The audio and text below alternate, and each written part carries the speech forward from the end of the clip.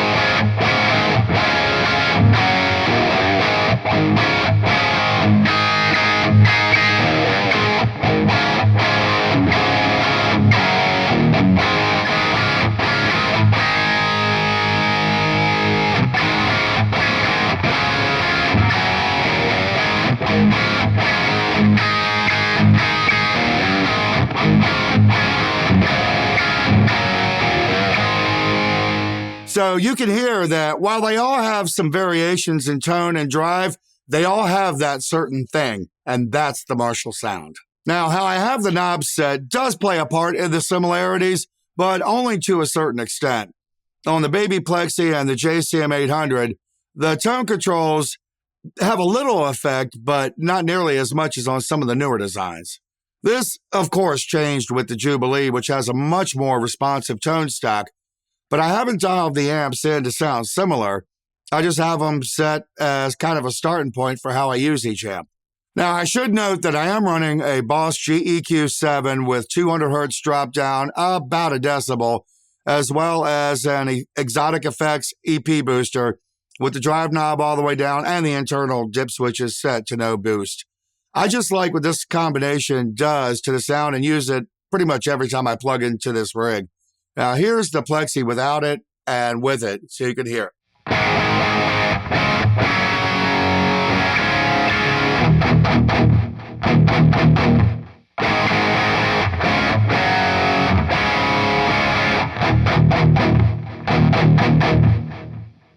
It's a subtle change, but I like it. By the way, I'm playing my Epihpone Les Paul Custom Blackback. I wanted something a little different for this guitar, so I chose the Sir Aldrich. It's similar in some ways to a Seymour Duncan JB in that it uses an Alnico 5 magnet and is a similar output. If you're not familiar with the Les Paul Blackback, I highly encourage you to check it out. It's got a mahogany body, an ebony fingerboard, comes with a Graphtec nut, Grover tuners, and the stock pickups sound excellent. They're just a little low output for my taste. But to me, this guitar is a ridiculous value. I'll leave a link in the description and right up there. Now, speakers, of course, have a huge impact on how an amp sounds. Up till now, I've been using Celestion EVH Greenbacks. I'm going to switch to some vintage 30s, and you'll hear some of the tonal differences in the amps jump out a little bit more.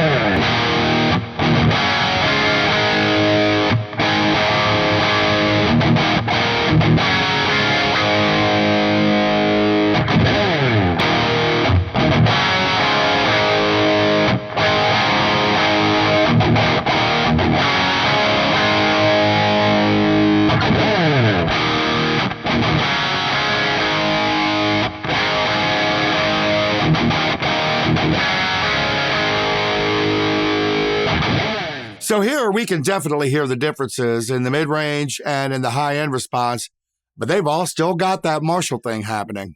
Various drive pedals tend to emphasize different characteristics of the amp you're playing through.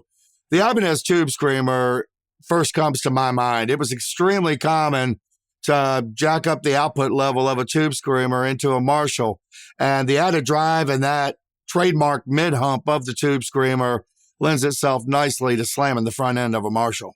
I'm using a Maxon OD808 here because it does a great impression of an old school Tube Screamer.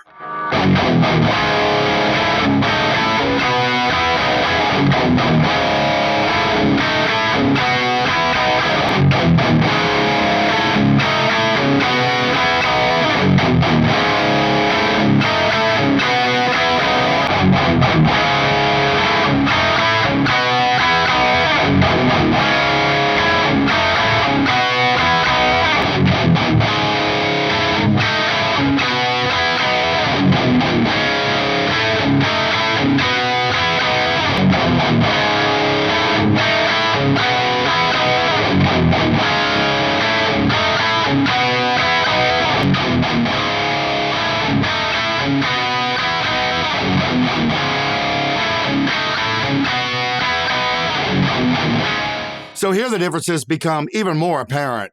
The mid-hump of the pedal exposes some differences in the mid-range response of the amps.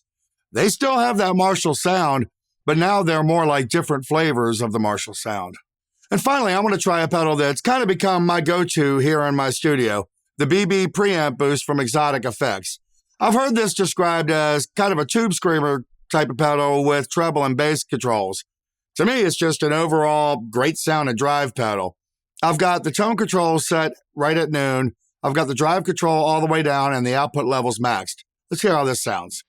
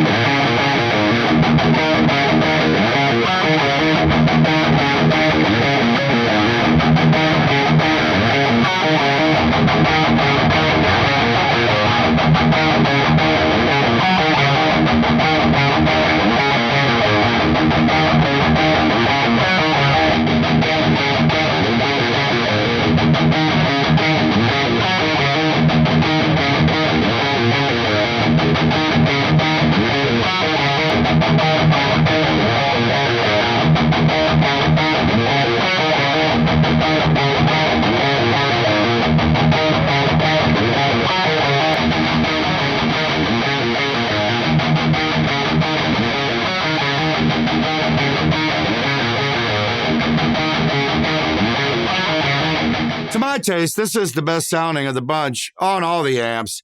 Gives me a nice full low end. The highs and mids are rich and present without anything excessive, but it still always sounds like a Marshall. And I think that's the point of this whole video. While the Marshall sound is something that's easily identifiable, there are about as many unique guitar sounds as there are players. I mean, if you look at it, Jimi Hendrix, Eddie Van Halen, Randy Rhoads, Yngwie, they all used gear that was really similar, but none of them sounded even remotely alike. And I think that's the biggest testament to Marshall amps. They all have that Marshall sound, but depending on who's playing them, they don't sound the same. They sound like the person who's playing. So if all these amps sound so similar, what's the point in having them all? Well, for me, there's one main reason. While they can sound similar, they don't sound identical. And while I could probably EQ any one of them to sound like any of the others, that's not how I like to work. I was taught to get the sound the way I want it at the source. That means guitar, amp, speakers, and mics. If I want to sound like a Plexi, I'm going to play my little baby Plexi. If I want a ton of overdrive, I'll play my JVM. Now, as always, the opinions I've given here are my own, but I'd really like to hear what you think, so let me know down below in the comments. And as always, please like and subscribe. Thanks for watching. I'll see you next time.